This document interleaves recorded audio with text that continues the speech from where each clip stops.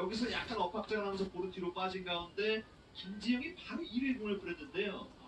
최초 판정은 지금 장준영 의심은 네. 아웃을 선언했는데 만일 이게 예. 아웃이 된다 그러면은 오늘 게임 흐름에서 예. 하나의 변수가 될 수 있다. 만일 세이프가 되면은 네.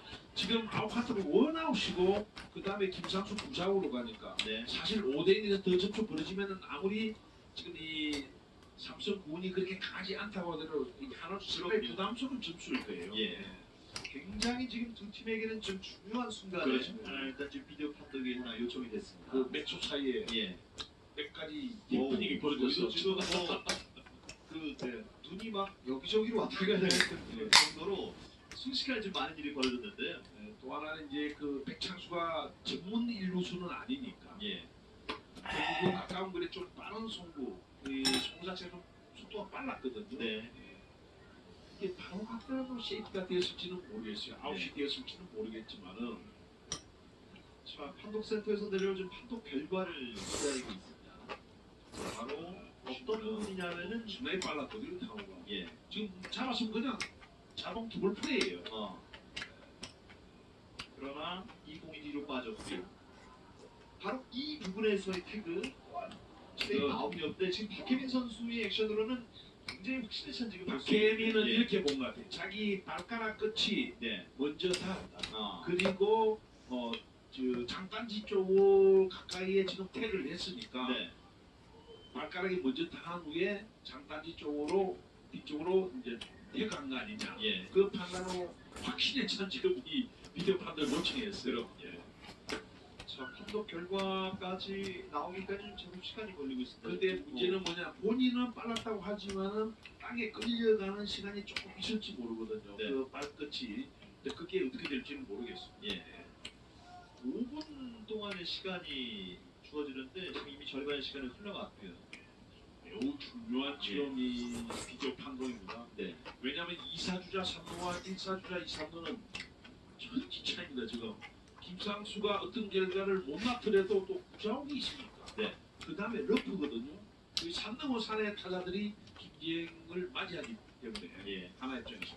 삼성 입장에서는 무조건 살려야 되는 기회. 네. 하나 입장에서는 더 이상 추가 실점이 남아서는 오늘 경기 자체가 멀어질 수 있는. 저는 이 예. 플레이에서 조금 이 박희민에게 조언해주고 싶은 것은 안 뛰어도 되는데 세이프가 왜 박희민의 지금 도루 능력 같은 거 거의 살거든요. 네네. 그리고 도로 1차 1, 3부가 하나 이 배터리를 상당히 혼란스럽게 만들었을 거예요. 네네. 예. 본인이 뭐 뛰면 90%는 사는데 만지다 저게 아웃돼 버리면 흐름이 끊기는데. 근데 아마 상황이었기 때문에 자기는 예. 이때 분명히 산다고 생각해요. 왜냐면 공이 펜스 쪽으로 갔으니까. 예. 이렇게 살 거라고 생각했어요. 판독 결과 나옵니다. 아웃이네. 이게 큰 변수가 되지 않고 보아야겠습니다. 최종 판정 그대로 2루에서 박혜민 선수는 아웃이 됐습니다. 이게 만약에 자 보시죠. 그림이 이렇게 살아있는데요. 그렇죠. 글쎄요. 지금 이 그림으로 봐서는 글쎄요. 박혜민 선수의 왼쪽 발끝이 먼저 들어간 것처럼 보이기도 하고요. 아까도 말씀드렸지만 박혜민은 확신한 것은 자기 왼쪽 발끝이 먼저 닿이고 장단지 쪽을 태그한 게 아니냐. 예. 근데 지금 이 판독은 어쨌든 아웃으로 나왔습니다. 그런데 지금 아마 여러분이 보신 그림대로는 조금은 글쎄요. 뭐 약간 좀 억울하게 보신 분들도 제법 네. 많이 계신 것 같습니다. 이거는 중요한 장면이었는데요. 그러니까요. 예. 지금 판독 시간이 거의 4분 가까이가 걸렸는데요. 네. 만족감 있는 결과물은 좀 아닌 것 같습니다. 2사주자 3루고요. 3루에는 지금 손주인 선수가 나가 있는 가운데 김상수 2번 타자. 어깨 떠서 먹힌 타구입니다. 좌익수 장진영이 처리하면서 이닝은 이렇게 끝납니다. 그 장면이 변수가 될 수 있겠어요. 좋은 찬스가 될 뻔했던 기회를 결국 살리지 못했던 삼성 라이온즈 4회 초 득점 없이 5대0의 스코어 그대로 4회 말로 이닝을 넘깁니다.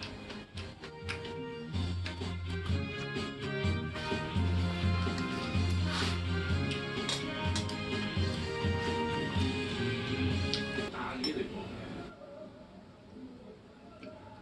왜 다시 한번 스윙을 나가보니 이렇게 원볼 원스트라 첫 타석에서도 삼진을 구현하던 이성열입니다. 이 킥킹을 해가지고 양상승이 약간의 그 멈춤 동작 같은 게 있잖아요. 예. 저런 게 참 좋은 거죠. 딱 항상 리듬을 딱 잡고 밸런스를 맞춰서 넘어간다는 거 아니겠어요? 네. 그러니까 큰 기복이 없을 겁니다. 저기서 보시면은 저기서 딱 그렇죠. 딱 무너지고 정지하는 그런 동작단에 가니까 힘을 오른쪽 다리에 다 모았다가 넘어가요. 자주 언급하시는 그 기복기가 참 잘 갖춰져 있는. 네, 예. 예.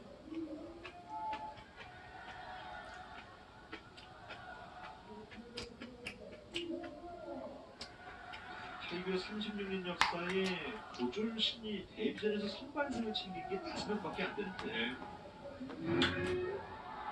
빠져나가나요? 빠져나갔습니다. 마운드를 스쳐서 그리고 김상수까지 따돌리면서 중전 안타 이성균.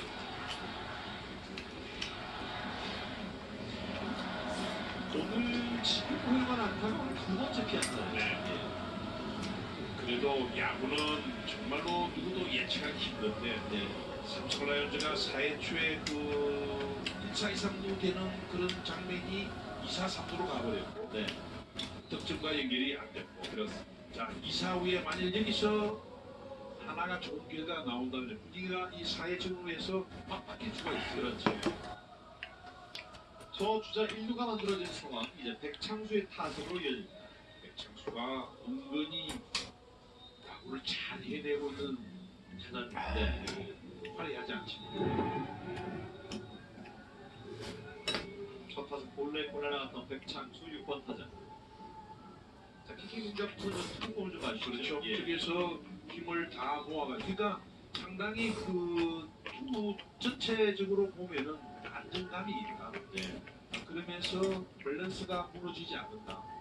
조금 이제 하체하고 허리는 잘 모르겠지만 조금 더 끌고 나면 더 좋아지지 않겠냐. 예. 몸쪽에 스트라이크. 원앤원. 이게 프로에 입단해가지고 체계적인 훈련을 하고 웨이트 트레이닝을 하고 그러면은 요즘 많은 익스텐션 이것도 조금 더 좋아질 가능성이 있지 않느냐. 아직 이렇게 나아갈 수 있는 부분이 그런 참 무궁무진한 예. 것이군요. 공이 빠져버리네요. 여기서 백창수의 왼쪽 어깨 쪽에 맞고 말았습니다. 흔히 우리가 말하는 4사구 예. 이게 이제 한자로 넉사자 해가지고 몰래라고 네. 몸에 맞는 거 예. 죽을 사 이거 네. 4사구인데 백창수가 지금 4사구로 얻었어요. 몰래가 몸에 맞는 거. 오늘 두 개 다 말씀하신 그 4군절 출루를 하고 있는 백창수. 지금요 이게 쟤는 묘한 분위기다. 어쨌든 이 사회 초와 말이 예. 삼성은 상당히 아쉬운 장면에서 추가 득점을 하면서 완전히 도망을 거의 못 가고 2사 옵니다만 지금 여기서 만약 한주씩 뭐 하나 빵 터지면은 우리가 막 바뀔 수 있거든요. 그럼요. 예. 더군다나 이 젊은 투수인데 참 앞서 있는 김한수 감독도 지금 좌불안 서일 수밖에 없는 네. 그런 하나를 상대하고 있고요. 2사 주자는 2와이로 하주석.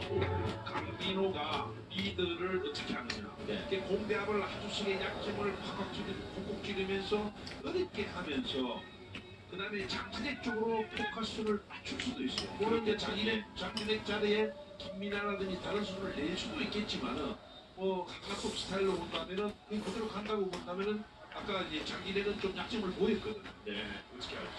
자, 일단은 여기서 잠깐 마음을 방문했다 내려가는 강민호 포수고요. 근데 또 한용덕 감독님의 스포츠를 생각하면은 장진에 그대로 밀고 갈지 그렇지 않으면은 대타이온을 투입할지도 않고 들어가야겠다. 예. 앞서 저희가 자막으로 이제 한화의 그 이닝전 13시의 스피드에 대한 부분을 저희가 짚어드렸는데 뭔가 지금 2사이긴 합니다만 분위기를 서서히 끌어올리고 그렇죠. 있는 네. 한화의 모습입니다. 아직 한 점도 뽑지 못하고 있는 한화의 글쎄 4회 말 주자 2와에서 하주석 이번 그냥 지켜보면서 원앤원입니다. 하주식은 타구를 좌중만 타켓으로 계속 잡아야 됩니다. 왜냐면은 계속 앞쪽에 열려서 나가니까 예. 그러면서 바깥쪽으로는 상당히 약점을 자꾸 보이거든요. 네. 예.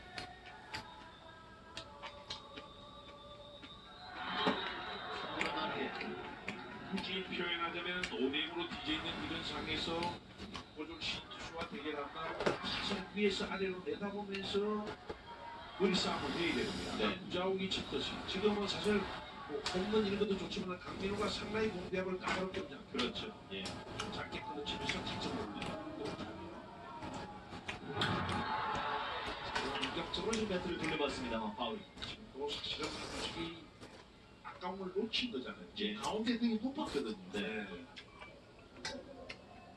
지금까지 워낙 지금 잘 왔기 때문에 진짜 큰 것에 대한 지금 경기를 이제는 정말 해야 될 때가 왔어요. 근데 이제는 왜 어려우지? 아까 송강민처럼 슬라이드 쪽만 떨어뜨리면은 여기서 당할 가능성이 좀 높아지는 거예요. 네. 슬라이더, 스플린터, 커브 다 쪽에서 떨어뜨리면은 그 공을 참아야 되는데 한주석이 스윙! 삼진아! 이 예사로 하이아이스 볼 공배합이에요. 한주석을 잠재웠던 공이었습니다. 잘로는 1루와 1루 위기를 또 한 번 넘기고 있는 선발投手양창섭 4회까지 무실점 1이닝 5회로 갑니다.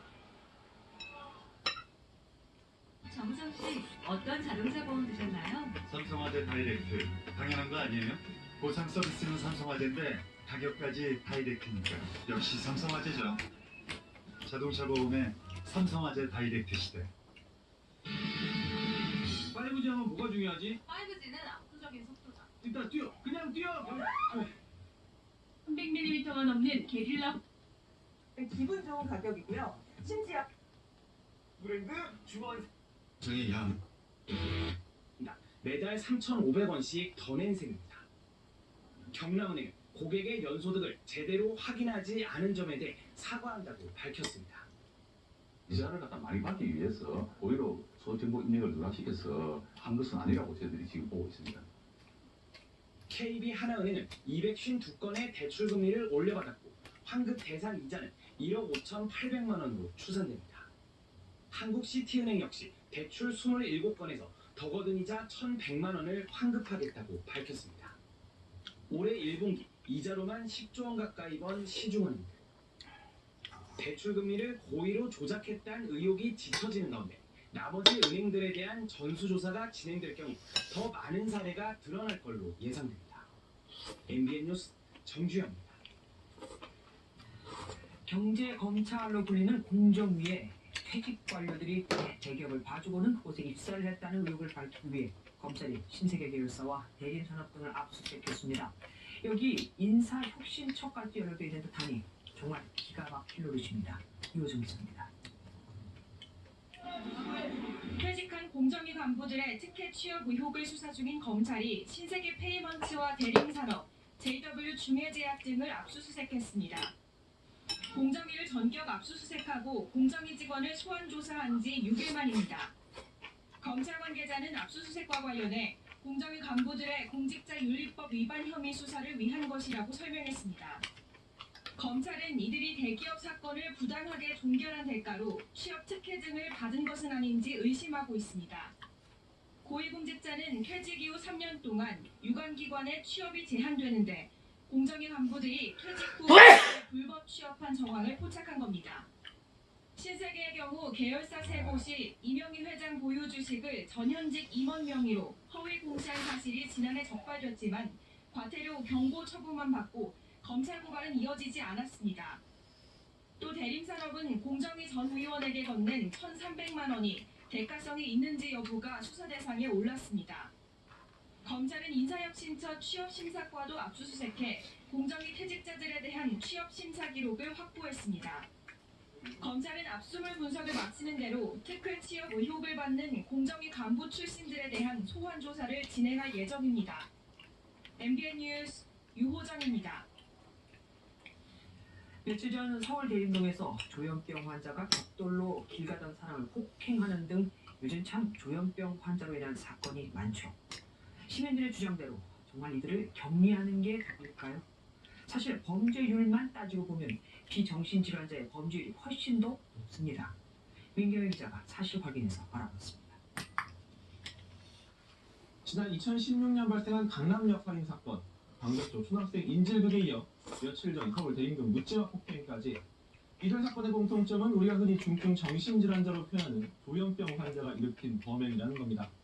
이들을 격리시켜달라는 청와대 청원이 등장할 정도로 공포감이 커지고 있는데요. 이 조현병 환자들 정말로 위험한 걸까요? 정신질환을 갖고 있는 강력범죄자는 2014년 3,700여 명에서 2016년 4,900여 명으로 증가하고 있는 것은 맞습니다. 그런데 같은 기간 조현병 등 중증 정신질환을 앓고 있는 환자 역시 증가하고 있는데요.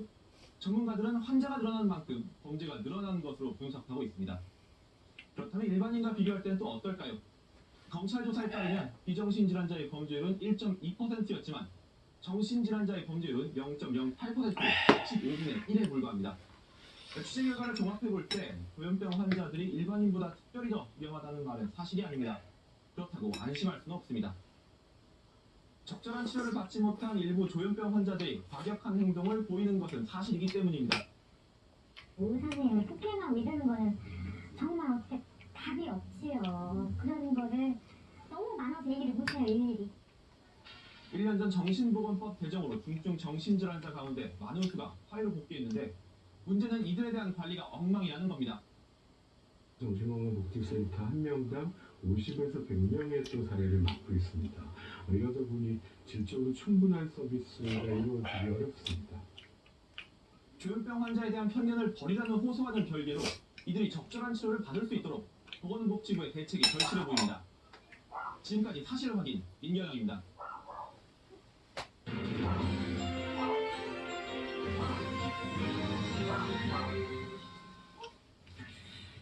정부는 지난 2013년 3월 어린이집에 다니지 않는 6세 이하 영유아 부모의 양육비 부담을 줄이기 위해 양육수당이라는 제도를 도입했습니다. 매달 20만 원을 지원하는데 아이가 90일 이상 해외에 체류하면 받을 수 없죠. 하지만 이 양육수당은 5년 이상 줄줄 새고 있었습니다. 한 중국 동포는 1997년 위장 결혼을 해서 한국인 신분이 됐습니다. 그리고 한국에 단 한 번도 와본 적이 없는 중국인 자녀를 이용해 5년간 매달 양육수당을 다 챙겨갔죠. 어떻게 이게 가능했을까요? 법무부와 보건복지부가 양육수당을 받는 아이들에 대한 구체적인 정보를 공유하지 않았기 때문입니다. 또 해외에서 태어나 한국에 온 적이 없는 아이가 타국 여권으로 출입을 하는 경우에는 국내 주민번호와 연결할 수 없는 그런 시스템이 없으니까 확인도 안 됩니다. 뒤늦게 법무부와 보건복지부가 연결 시스템을 보완하겠다고 했지만 이건 빨라야 내년 상반기. 또 가족 양육수당을 신청할 때 해외 출생 등의 내용을 기재하게 한다고 했지만 사실대로 신고하지 않으면 확인할 방법도 없죠. 문제는 당장 9월부터 시행될 아동수당 제도 역시 양육수당과 똑같은 허점을 갖고 있다는 겁니다. 이 때문에 수백억 원이 또 새 나가게 생긴 거죠. 양육에 대한 부담을 줄이고 아동복지를 늘린다는 좋은 취지만큼 과정도 그 결과도 좋아야 하지 않을까요? 아무리 좋은 집이라도 들어가기 전에 물이 새는 곳은 없는지 등을 미리 확인하는 건 기본 중에 기본. 국민을 돕겠다는 취지로 국민이 낸 혈세를 낭비하는 일은 없어야 합니다.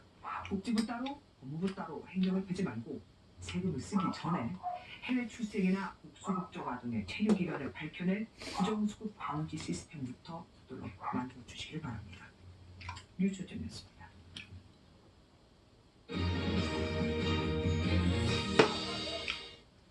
여름 장맛비가 찾아왔습니다. 장마 전선이 머문 수도권 일대에 폭우가 쏟아지면서 한때 폭우특보가 내려지기도 했습니다. 우종환 기자가 취재했습니다. 장대비가 내리고 바람까지 부는 한강공원은 인적이 뚝 끊겼습니다. 어제만 해도 폭염을 피해 시민들의 발길이 이어지던 곳입니다. 온종일 쏟아진 장맛비에 시민들은 발걸음을 재촉합니다. 시원하게 내린 비 덕분에 한동안 기승을 부리던 폭염이 가라앉았습니다. 오랫동안 가물었는데 이제 비가 오니까 시원하고 나무들도 물을 먹으니까 좋고. 제주에 머무르던 장마전선이 북상하면서 수도권 일대에 폭우가 쏟아졌습니다.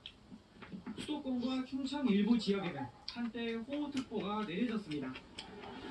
계속되는 장맛비로 물이 넘칠 것이 우려되면서 청계천 산책로는 출입이 통제됐습니다. 빗길 교통사고도 있었습니다.